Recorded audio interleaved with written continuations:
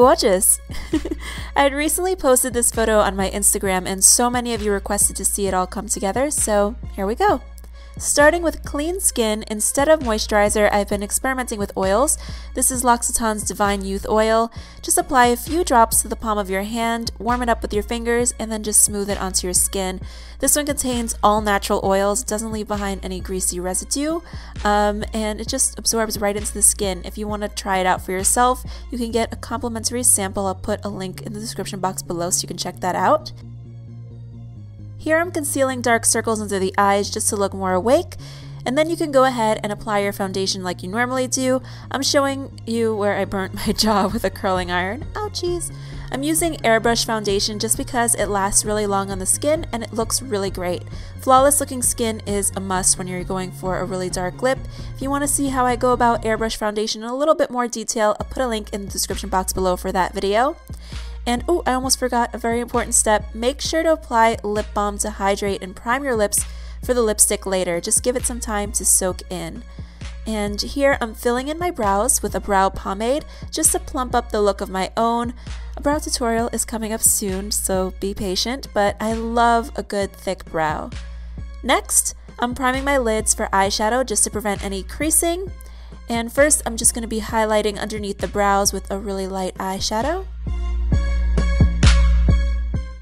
And I'm working with a neutral color palette, starting with a shadow that matches really close to your skin tone. Blend that all over the eyelids for a base, just to blend all the other eyeshadows on top of. And then taking this chocolate brow pomade, the same one that I used on my brows, I'm using it to line my eyes. It's waterproof as well, so it works great as a brown eyeliner. I started by creating a point at the inner corners and a slinky wing at the ends. Brown looks a lot more soft than black does, but it still gives you the definition that you want. Here I'm working with a soft brown shadow in the hollows of the eyes, focusing the product in the centers and then diffusing it out on either side. I'm not connecting it to the liner at all, so I just wanted to just kind of stay up there at the crease area. Then I took a darker brown just to intensify the centers and deepen them up a little bit. I even took a little of that onto the centers of the lower lids as well, just to create a little bit of balance. And then make sure to blend with a clean brush before you go ahead and coat your lashes with lots and lots of black mascara. You can finish the eyes here, but I love lots of lashes, so I'm of course applying false lashes with a clear lash glue. The glue is going to dry clear, but until it does, I'm going to finish off the rest of my face. I'm using a little bit of a lighter concealer underneath my eyes, across the high points of the cheek and the bridge of my nose. And then taking a darker concealer, I'm applying that around the cheekbones, the top of the forehead, the nose, and chin, just to add definition and warmth. I'm blending this out with a dome-shaped brush. I'm starting by using the flat side of it to blend out the highlight, and then I'm using the tip to blend out the contour. So when you're working with cream highlighters and cream contours, just make sure to be pressing them into the skin more so than blending them too far out, because placement is really important when it comes to contouring and highlighting.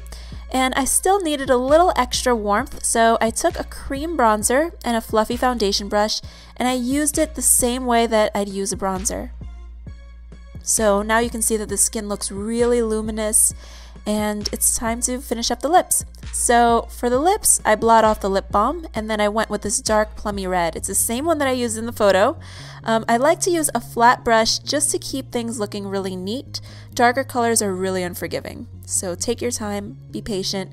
And lastly, I applied a touch of this dusty rose blush to the apples of the cheeks. Doing this after your lip color helps you from going overboard with color. And that's the finished look. I hope you all enjoyed this tutorial and found it helpful. For a complete list of products used, I'll put them in the description box below. And, you know, I hope this video gave you some inspiration. Don't be afraid to try a different color than you're used to. It's just makeup. If you don't like it, you can wash it off. But if you don't try, you'll never know if you might fall in love with it. So I hope you all enjoyed this video. And as always, I look forward to talking to you again very soon. Bye!